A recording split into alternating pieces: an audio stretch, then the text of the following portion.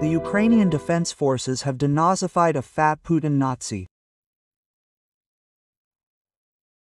Major General and hero of Russia Mikhail Gudkov has been liquidated in Koronivo, Kursk buffer zone. This was reported by the Gauleiter of Primory Oleg Kozhemyako. Along with Gudkov, his loyal comrade and mutual friend Nariman Shikaliev died, Kozhemyako wrote. Gudkov was also the deputy commander of the Russian Navy and commander of the 155th Marine Brigade, which is known for executing Ukrainian prisoners. Russian telegram channels report that more than 10 people were killed in just 4 strikes on the brigade's command post in Koronivo. Many of them were senior officers. The earth is like glass wool. How wonderful that we are all gathered here today. It's time for Russia to fight Azerbaijan. Moreover, war is inevitable. This is the opinion of Igor Strelkov, an internationally recognized war criminal. While in prison, he commented on the deterioration of Russian-Azerbaijani relations in his Telegram channel. According to Strelkov, the tension is related to Baku's anti-Russian position, behind which stands Turkey, which uses Azerbaijan as an instrument of pressure. Strelkov believes that the arrest of Azerbaijanis in Russia would not have caused a reaction from official Baku if it were not for a political order. And Igor Ivanovich himself predicts the likelihood of a war with Turkey, where Azerbaijan will act as Ankara's ally. According to him, Baku is already supplying Ukraine with weapons, including drones, which is confirmed by Zelensky's gratitude to Aliyev. Below is a direct quote. We must understand that Azerbaijan is our probable military adversary, and Aliyev has always been and remains our enemy, since he is an ally of Turkey, and we are still covertly hostile to Turkey. From a military point of view, how likely is it that Russia will actually clash with Azerbaijan in a war? And from a political point of view, too, how likely is this? First of all, I would like to say, unfortunately, not only Strelkov, Gherkin, but also some Russian, supposedly opposition, analysts or people who consider themselves military analysts, say that Russia should, for example, transfer some ships from the Baltic or the Black Sea to the Caspian Sea along the rivers, generally deal some kind of crushing blow to the bay.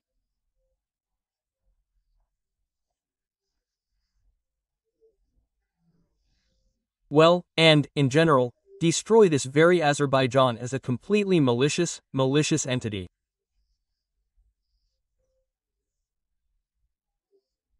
So there are such sentiments in Russia, but these sentiments, I would say, have nothing in common with military and geopolitical reality.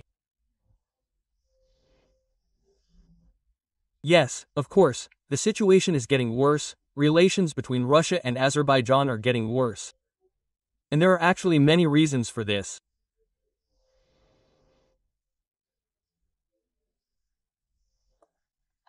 And apparently in Baku and President Ilham Aliyev have taken a course towards a certain distancing from Russia, because just a few years ago, Aliyev quite clearly positioned himself as an ally of Russia, as a friend of Russia, and so on.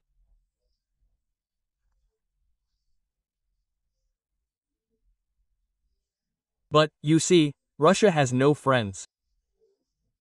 There are no friends in the Caucasus, at least not sincere friends who sincerely help.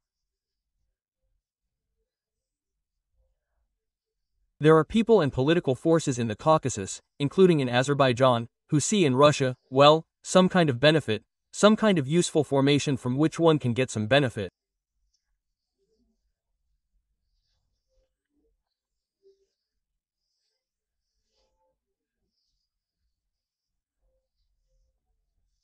And, but, as I understand it, Ilham Aliyev and his entourage, including his wife Mehriban, a very influential lady, the vice president of Azerbaijan, despite the fact that this Aliyev family, the Pashayev family, Pashayeva is the maiden name of Aliyev's wife, have always been like that, and I would say, part of Moscow's golden youth, like that, especially in Soviet times.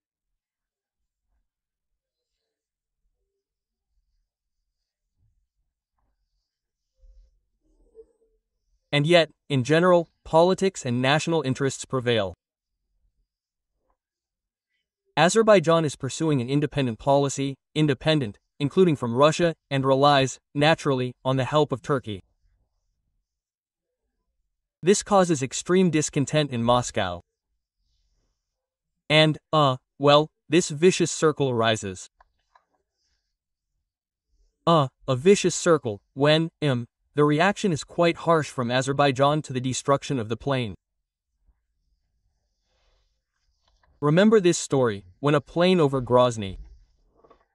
On an Azerbaijani flight, well, it actually fell in Kazakhstan, but it was damaged, shot down by a missile strike was damaged over Grozny. Moscow did not consider it necessary to apologize. In general, it behaved extremely arrogantly and impudently, which caused, in general, a completely understandable harsh reaction from the official Baku leadership of Azerbaijan.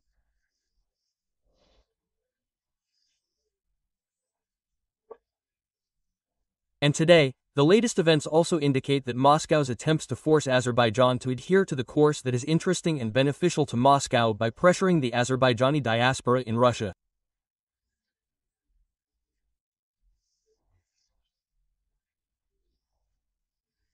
This, of course, is a painful matter for Azerbaijan, because everyone in Russia has found, so to speak, a niche for their business, a significant number, well, in my opinion, about 1 million Azerbaijanis.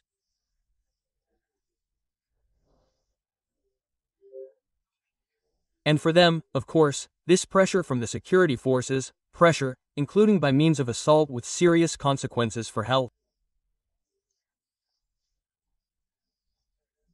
All this, of course, causes a painful reaction from Azerbaijan, but the only way, I think Aliyev understands this, is to stop this disgrace and lawlessness of the Russian investigative bodies and law enforcement agencies. This is to show that this kind of blackmail does not work with respect to Baku. But now in Russia, yes, indeed, military bloggers have raised a fuss. Many military bloggers, and not only, as I said, military bloggers, but also many such, quasi-independent experts, who, well, say, yes, indeed, we need to show this Azerbaijan where the crayfish hibernate. Now, can this lead to a military escalation?